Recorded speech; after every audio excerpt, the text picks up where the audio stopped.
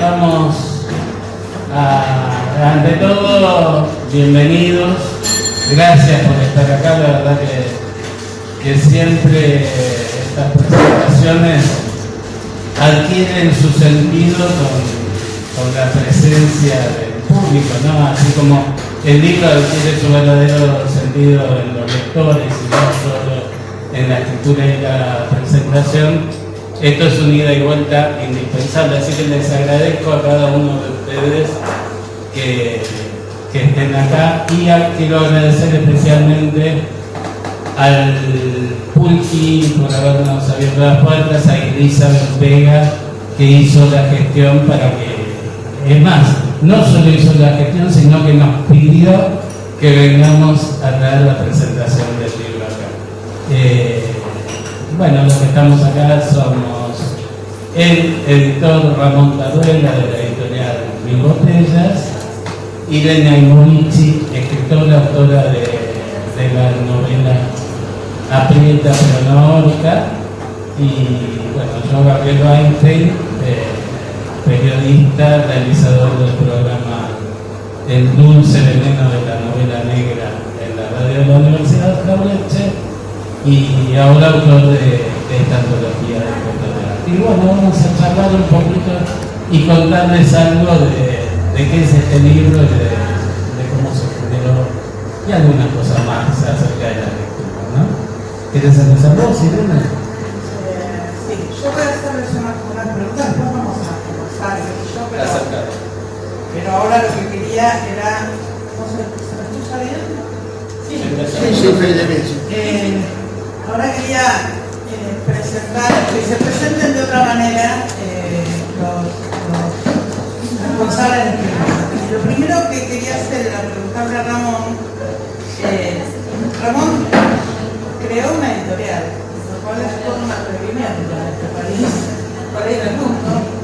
Y bueno, y preguntarle cómo nació Botella, cómo nació el nombre de Botella, qué características tiene esta editorial. Y encima desde La Plata y no desde... Y encima lo hace desde La Plata, no desde la ciudad de Buenos Aires, que es como lo que parece que correspondería, pero por suerte. Bueno, así que empezar con eso, porque eso es lo que está antes de la edición del libro, ¿no? La editorial que lo ha producido. Sí, ¿se escucha ahí? Sí. Perfecto. ¿Está prendido? ¿Está prendido? Sí. Bueno, primero gracias también por la invitación a la gente de Pulqui, a los y las presentes. La editorial surge en 2007, ya hoy me preguntaba, hablaba con un colega, también acá editor, y colega y coterráneo de Quilmes, somos hay más gente del sur que personas. El sur también existe, hay un badenense también ahí, así que bueno.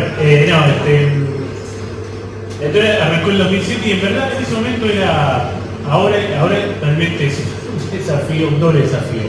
En ese momento también, pero había algo colectivo, que no tuvo que ver con una idea de comunidad, ¿no? Como se habla comúnmente. Había algo que surgió, que yo creo que tiene que ver con la necesidad de autogestión después del 2001, ¿no? Cuando se rompe un poco el relato político y cuando empieza a haber una especie de un vacío, digamos, de referencias, y empieza a haber una cantidad de editoriales que surgen ahí, que en verdad no estamos comunicados entre sí, no hay una cuestión de comunidad, insisto con esta idea. Esto es algo que quizás muchas editoriales que ustedes conocen, algunas han crecido más, algunas han quedado en el camino, bueno, algunas seguimos, qué sé yo, con crecimiento y de crecimiento, pero seguimos. Y había algo muy particular. En 2007, una vez con 2 o 3 colegas empezamos a pensar que en 2005, 2006, al 2008, 2010, en la cantidad de editoriales que surgen, todas independientes. Y creo que había algo ahí, me parece, una necesidad de construir algo nuevo, ¿no? Algo, digamos, más allá de lo alternativo y de lo paralelo de las editoriales grandes, me parece que había algo ahí, una necesidad de construir un nuevo relato. Y también surgió, yo tengo amigos músicos, también surgió en la música, ¿no? Hubo mucha construcción de nuevas productoras.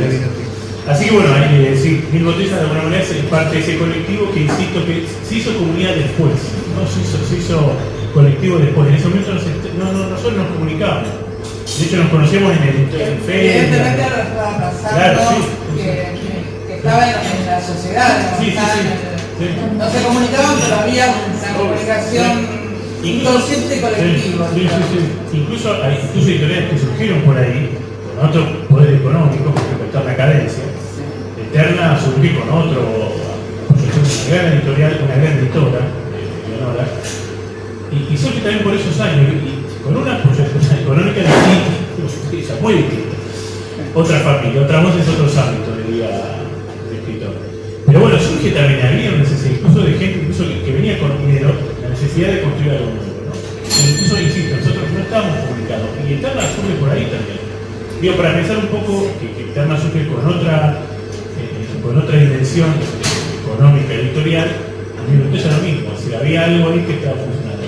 Después los catálogos, algunos nos asemejamos, otros no, nos acercamos, no nos acercamos, pero había algo ahí colectivo que evidentemente había una necesidad. Que no, insisto, no solamente en la literatura. También en la música. Sí, en la música. Sí, hay una gran cantidad de productores independientes que surgen muchísimas. Bueno, por ahí, claro.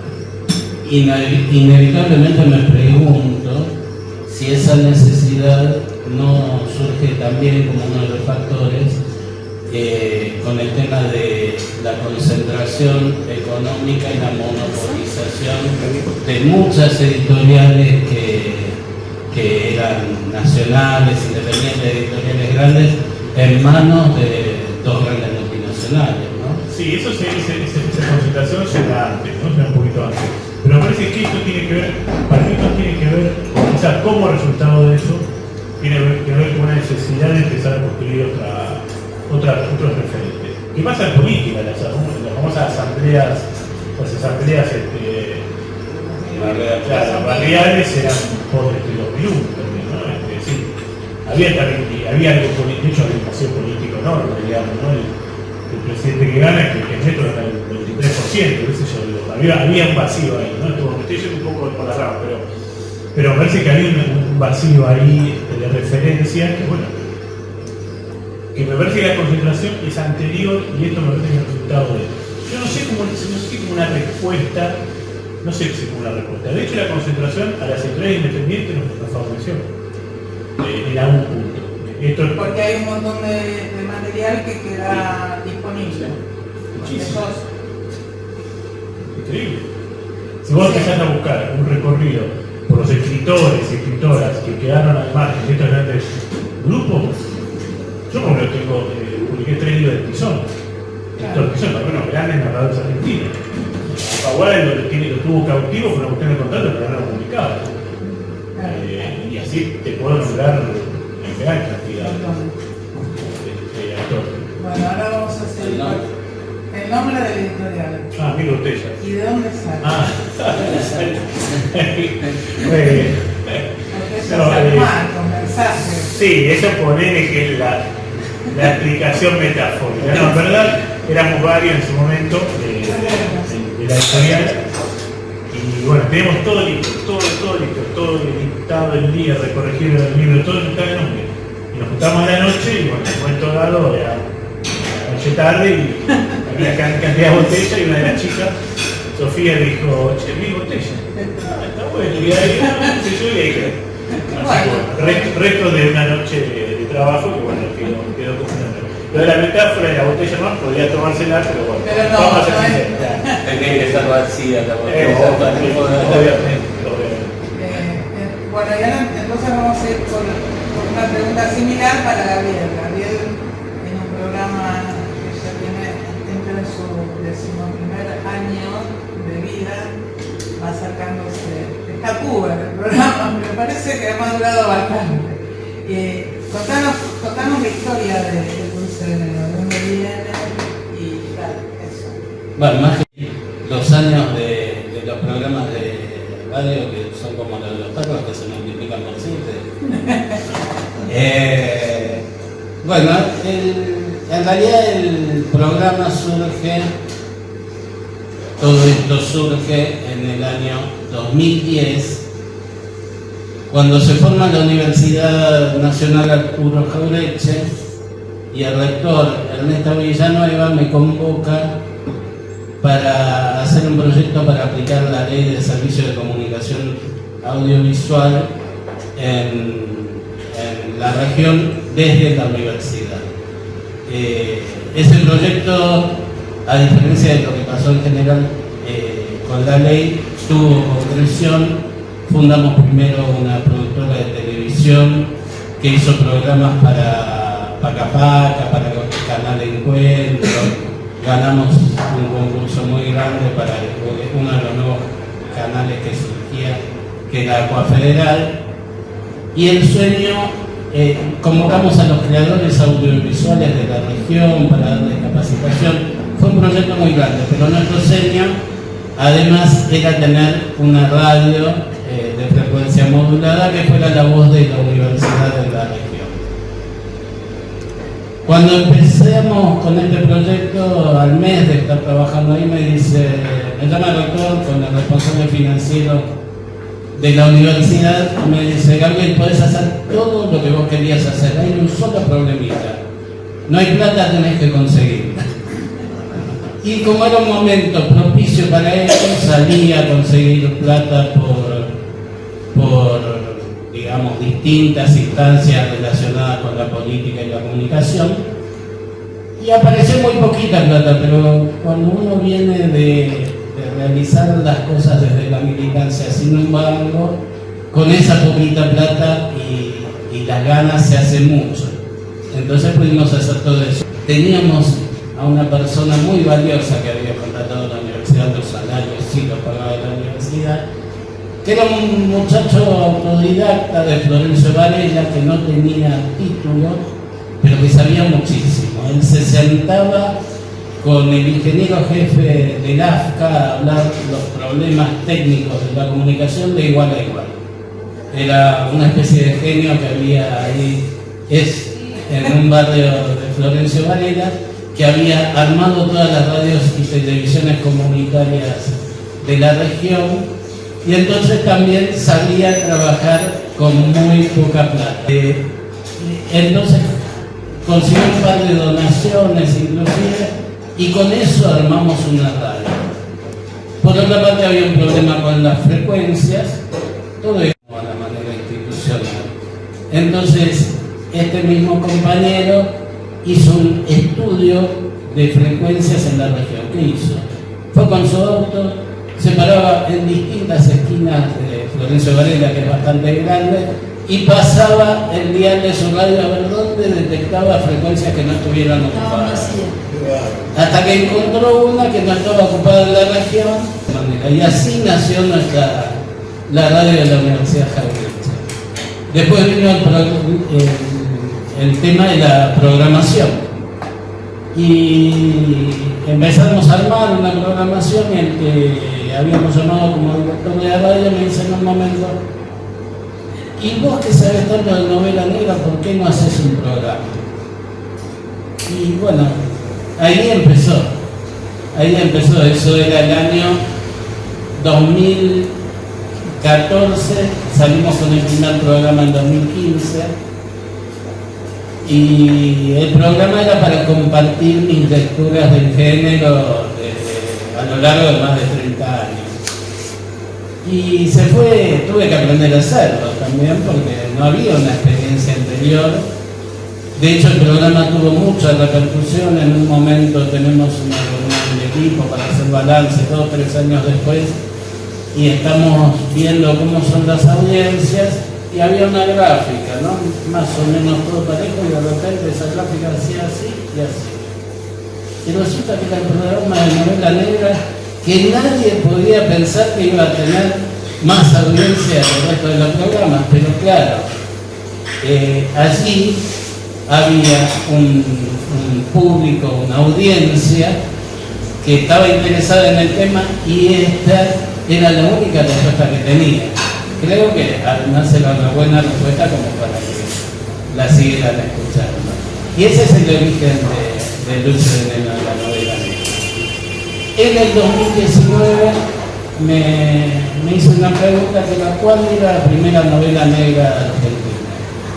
Que él no sabía en esa época cuál era, me puse a estudiar y hay un texto que es el texto que guía a todos los que están en este tema, que se llama Asesinos de Papel, de Laforgue y Rivera, que en su primer capítulo hace un resumen de la historia de la literatura policial argentina.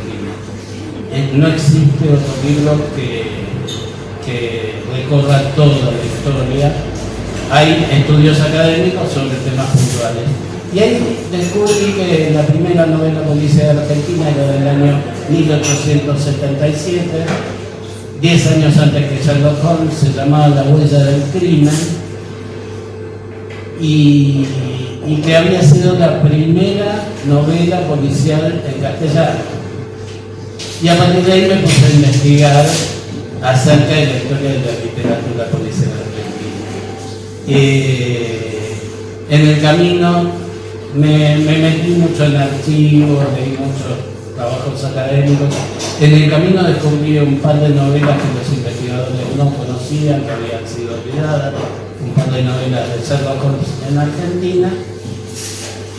Y cuando en el desarrollo de estos programas llego a la década de 1930, en este texto inicial, el que les hablaba, el de Laforgue y Rivera, mencionan que Omar Borrell había publicado 8 cuentos policiales de Arco.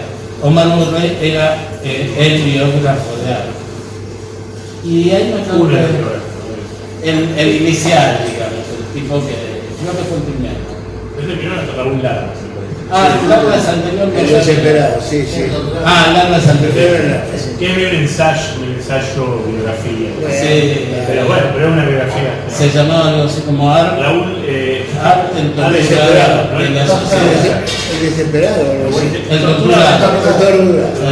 Después hay uno de La Guerrero, uno que editó David Viña. y después hay uno de una biografía de ensayo que es muy buena de Nire Chenique. ¿De quién? De Nire Chenique, de los 70. Muy buena. Ella creo que es la que publicó una colección que dirigía Viña. Perdón por meterme. No. Una colección que dirigía Viña. Sí, señor. Como todas las colecciones que dirigía Viña duraban 4 números cobrados. Una colección de Tigre. Cosas lindísimas. Claro, pero dejaron mal. Nire Chenique del 72, 73. Pero la de Viña se llama Guerrero. Lidia Guerrero, no Guerreiro ni nada que ver. Claro. Después me voy a acordar. Entonces, yo me pregunté, ¿y no habrá más cuentos que 8? Porque 8 son poquitos. Y empecé a investigar, de nuevo, a leer trabajos académicos, a meterme en archivos, sobre todo hay algunos archivos digitalizados alemanes que tienen miles de publicaciones en castellano y miles de publicaciones en Argentina desde el siglo XIX, y hasta que recopilé 20 y pico de cuentos. Después, por supuesto, me tomé el laburo de leerlos porque no alcanzaba que alguien dijera que es un cuento policial para saberlo. Encontré que muchos de esos eran cuentos de espionaje y no específicamente policiales, y me quedé con 17. Y con eso hice un capítulo de mi programa. Y cuando termino le digo a Elena, mira, esto tiene que ser un libro, porque nunca se tuvo la óptica sobre la obra de Arco como escritor de policiales, pese a que lo policial está presente en Los Siete Locos, en Los Lanzallamas y muy especialmente en El Juguete Rabioso. Y quedó ahí la idea picando, pensando que yo ahora estoy en trámite de jubilación. Mi proyecto para después de jubilarme era hacer este libro, y ahí justo me llamó Ramón, que puede seguir la historia. Claro, yo le quería preguntar cómo se conocieron ustedes, ¿no? Yo creo que, mirá, Sí, ¿no? Estoy tan seguro que el que me lo presentó fue Gabriel, yo lo tengo amigo en Facebook, y él me linkea el programa que Gabriel hizo sobre Malarro.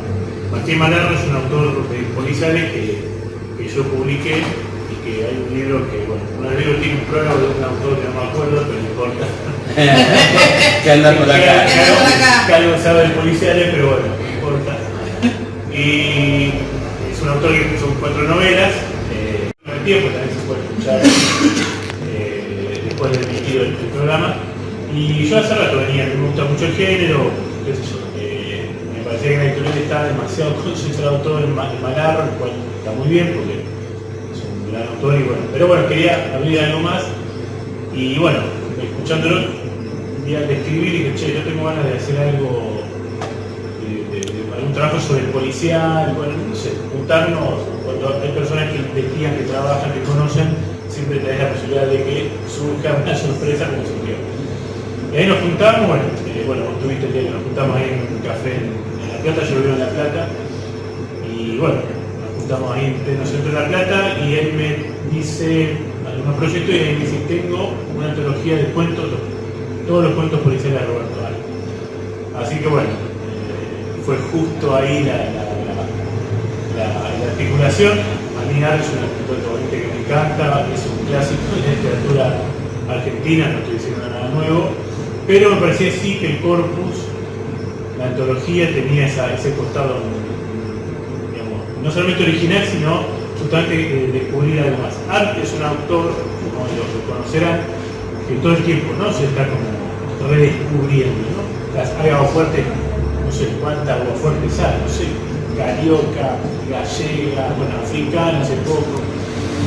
Así que bueno, siempre está ahí como apareciendo, ¿no? De hecho, bueno, eso fue, pero también después hizo una serie de Los Siete Locos también, ¿no? Digo, como que siempre está, es un autor en renovación. Y esto me parecía que aportaba algo más. Por supuesto, es un aporte más de conocer arte, no es algo, obviamente, no es que por esto se lo redescubra, ni mucho menos, simplemente es un aporte más a un autor que es inmenso, ¿no? Y a pesar de sus 42 años, es un autor que, bueno, que acá obviamente vuelve otra vez a mostrar otra beta que por lo menos no conocíamos poco. Yo conocía a La Fiera, ¿no? Conocía algún cuento por ahí, yo tengo los cuentos completos, algunos cuentos no me acordaba, la verdad, que estaban acá en antología, y bueno, la verdad que era ideal porque era incorporar a Roberto al catálogo con algo muy original, así que impecable todo. Se daba además una situación que propiciaba que este año es el centenario del Juguete Rabioso, nada menos, que a mi entender es la gran obra, la gran novela de arte. Y también el primer cuento de la antología y el segundo, los dos son de 1926 como El Juguete Rabioso, así que el punto de partida es de hace un siglo. Una novela, yo no quiero que sea policial, pero una novela que hay un hecho policial, ¿no? Es decir, el final es un hecho policial, ¿no? Bueno, hay dos hechos policiales, pero el final, no sé si... ¿Y el principio? Sí, digo, pero sobre todo el final, ese final tan particular, ¿no? La negación de un robo, ¿no? Para pensar un poco en esto de los policiales de Roberto Alba, en realidad lo que había que hacer en verdad es denunciarlo, porque ya estaba eso, ¿no? Claro, en realidad El Juguete Rabioso comienza con un grupo de adolescentes que leen a Rocambole, no al artista plástico, sino a los folletines de Rocambole, un ladrón que aparte entre sus características está la capacidad de la traición, y tiene mucho que ver con el libro, y cuando lees la primera parte del libro se encamina hacia eso. Después hay un quiebre en donde estos muchachos están a punto de caer en cana y dicen, no, nosotros queremos la aventura pero no terminar presos, y se disgrega esa banda. Y sigue, digamos, el camino del autor en un recorrido en la lucha contra la miseria buscando los más diversos caminos para escapar de la pobreza extrema personal y de la época, y terminan con la traición de un tipo que, lo cuento porque tiene 100 años, ya no es sorpresa, que es un amigo que se hace un amigo verdadero y que le ofrece participar de un robo que en la práctica lo va a sacar de pobre. Y él elige traicionarlo. Yo pensaba que esta historia tomada por otro autor y en otra época podría haber sido un policial negro perfecto. Lo que pasa es que el policial negro no existía todavía. Porque el primer policial negro lo publica en 1929 Dashiell Hammett. Y esto es de 1926, es un anticipo de alguna manera del policial negro, y no es que él quería ser un policial negro y no pudo porque no era la época, sino que las preocupaciones de Art como literato excedían el género. Pero hay mucha relación, y hay mucha relación también en Los Siete Locos. Hay un artículo que él saca 20 días después de la publicación de Los Siete Locos en un diario, creo que La Crítica, y él dice que Los Siete Locos tiene 3 aspectos, uno policial, uno existencial y otro social, creo que era. O sea que él reconocía esa relación con la literatura policial. En esta compilación, en esta antología, pensaba, hoy estuve releyendo rápidamente todo, porque ustedes saben que yo acá vengo a hacer Jorge Delbón, no me manejo de nada. No, seguramente no estoy diciendo lo que hubiese dicho Jorge, que sí les cuento que estaba recontra encantado con el libro, es otro fan de Art, pero tuvo que viajar de urgencia realmente a Cuba a hacer un trabajo periodístico que le encargaron en algún momento, así que bueno, por eso me encuentro yo y lo arreglamos en casa, el problema. Este asunto con la aprobación de acá del jefe. Pero bueno, entonces estuve leyendo el libro y me sorprendían varias cosas, ¿no? De la escritura. Primero es que tiene la capacidad de pasar del humor a una cosa más social, de relatar cosas que nadie se atrevería a relatar. Hoy por ahí un poco más, ¿no? Pero hay algo de denuncia, denuncia social en algún cuento, por ejemplo, las fieras, hay una denuncia. Yo no creo que esté denunciando a un grupo social como los chorros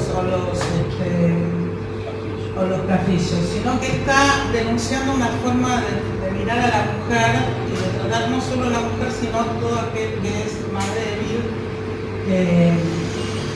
Que Gabriel decía en un momento, esto en Estados Unidos no se hubiese publicado, porque hubiese pasado por la censura, porque por ejemplo, aparte de la cuestión de someter a las mujeres, habla de violación de menores en las cárceles, ¿no? Por los hombres adultos.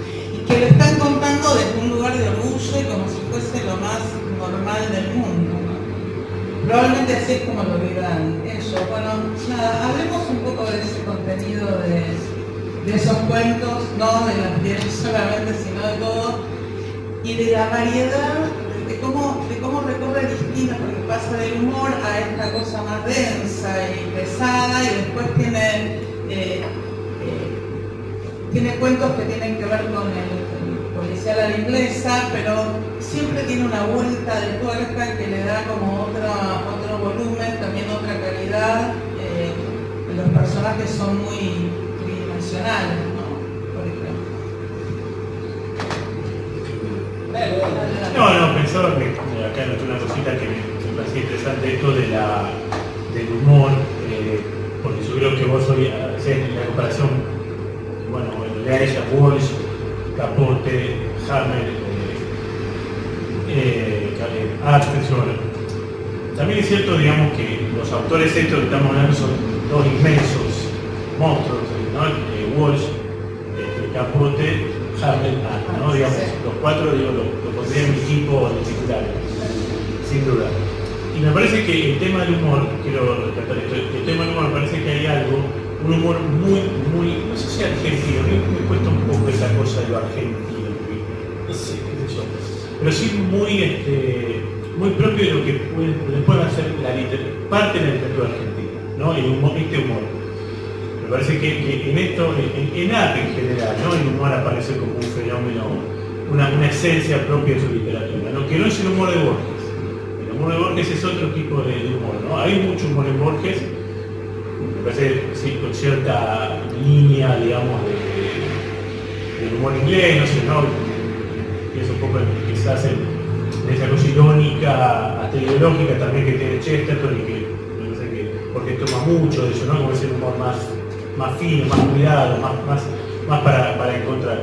Y Art tiene ese humor que justamente que yo creo que, no digo que repita, pero que sí es parte de algo muy fundacional en la literatura argentina, ¿no? muy recurrente.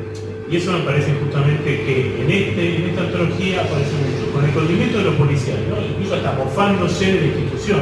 Ahí aparece la cosa ideológica de Art, ¿no? Art claramente es un escritor con una ideología, digamos, una impronta ideológica fuertísima.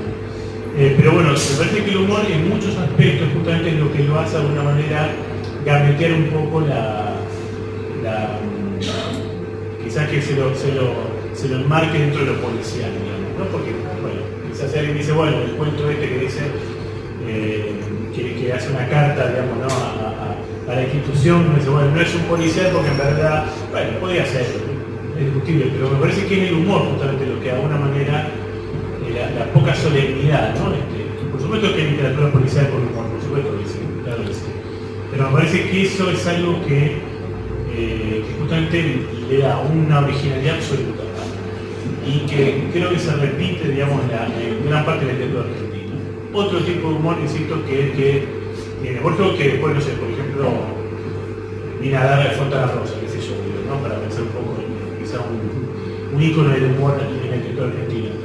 Pero bueno, me parece que eso es muy interesante, ¿no? Y creo que es algo que es algo muy propio de esta parte del continente, digamos, ¿no? Más allá de las comparaciones, eso que bueno, y la literatura está para eso también a veces, ¿no? Para comparar, para conectar, pero bueno.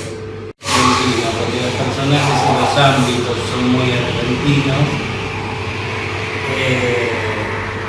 Inclusive, por ejemplo, hay un cuento de los más conocidos que se llama Un argentino entre gángsters, que secuestra a un grupo de gángsters, a un ingeniero argentino que está en Estados Unidos para que les haga una ruleta con trampa, que no se note que hay trampa.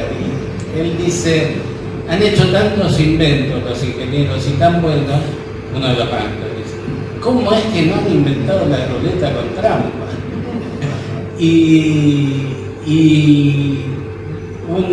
Bueno, y la resolución es una resolución que tiene mucho que ver con el humor.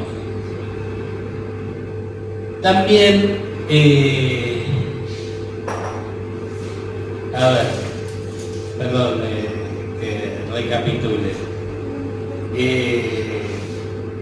Hay también, bueno, el cuento que les iba a comentar era La venganza del mono, que es un homenaje a Edgar Allan Poe y los crímenes de la calle Morgue, muy bonito en cuanto al lenguaje. Y sí, esto de los cuentos humorísticos que están en principio eran cuentos que él escribía porque él se ganaba la vida con esto. Para la revista Don Goyo, que era una revista argentina de la época.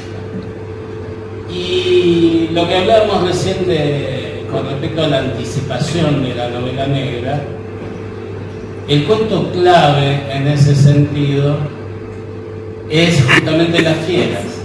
Las Fieras es un cuento que anticipa el clima y el lenguaje de la literatura negra. No es un cuento donde lo central pase por la trama, sino por el ambiente y la violencia soterrada que describe. Y hasta ese entonces, la literatura policial argentina tenía como modelos europeos de como decíamos, las narraciones a la inglesa o las narraciones francesas que provenían de un folletín. Y él hace una irrupción en el mundo de lo negro, que después, hasta que haya novela negra en Argentina, van a pasar muchos años, porque las primeras novelas negras argentinas que se puedan calificar como tales y fuera de ese modelo inglés o europeo son de los años 1952-1953. O sea, este cuento se publicó en 1928 y abre ese camino que va a venir después. Las primeras novelas negras argentinas son, se me borró esto, lo sabes vos, la del amigo de Walsh, que publicó en Rastro. Y la segunda... ¿Quién es Covarrubia? Sí, Ignacio Covarrubia, se publica en la colección Rastro, lo que se puede considerar la primera novela negra argentina, y en 1953 Paño Verde de Roger Clark probablemente sea la expresión más importante del género en sus inicios. Igualmente, los continuadores vienen más de 10 años después, pero él se anticipó también a eso. Claro, yo te preguntaba, te había preguntado y vos decías, no me hagas esa pregunta porque no sé cómo decir.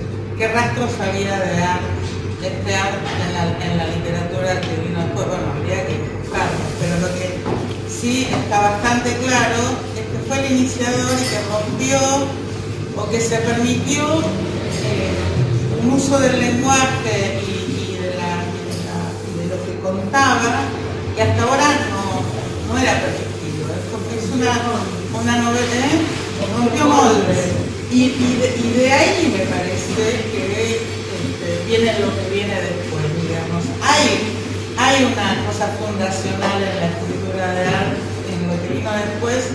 Imagino que no solo en el policial negro, sino que probablemente en toda la literatura, en la literatura social, digamos, ¿no? Porque esta cosa descarnada, bueno, por ahí es inicial, no sé si haya otros autores, pero acá en Las Fieras es muy fuerte, y estamos hablando de la década del 20, ni siquiera nos llegaba, estamos ahí llegando al 30, pero ni siquiera habíamos llegado al 30. Sí, por ejemplo, en el cuento Rabioso aparece el voceo, ¿no? El voz, cosa que es algo rarísimo. No sé, en la primera edición del Túnel estaba tocando el túnel. Después de una segunda edición y él lo cambió y le saca. Es increíble, hasta los años 50 discutían. Porque quería leerla, que habla de un tipo que es un asesino serial, que mata en realidad mata por dinero, pero tiene el placer de matar también. Y en un párrafo dice: cuando no se hospedaba en un sanatorio, hacía deportes, no jugaba, no bebía, le agradaba la vida en sí, la música negra y los ballets de Stravinsky. En síntesis, si no se hubiera dedicado a matar a sus prójimos como perros, habría resultado una bellísima persona. Es extraordinario el escritor que hay atrás de eso, ¿no? Es único realmente. Yo no pasaba con un título de la editorial que es. Y después tuvo mucha prensa, tiene mucha prensa. La semana pasada salió una nota en el Poeta de la Luna, sí. Ahora Vicente Moreira lo pidió para una reseña, bueno, así que sigue teniendo su recorrido. La verdad que sí, un libro que aparte era necesario en este contexto tan complicado, pero bueno, sí, es un libro que, bueno, por suerte. Sí. Y esta la que está acá tiene nuevos proyectos para ver que mira qué interesado, ¿no? Como que estoy Sospechamos que sí. Sospechamos que sí. Hace poco descubrí algo que parcialmente se sabía, pero unos textos teatrales que están firmados con un seudónimo de un autor muy importante, y ya tengo bastante confirmado que esos textos son de ese autor y creo que va a tener una gran repercusión. Hay unos textos teatrales y un cuento largo de un autor muy sorprendente vinculado a la historia argentina. No precisamente actor de autor, pero bueno.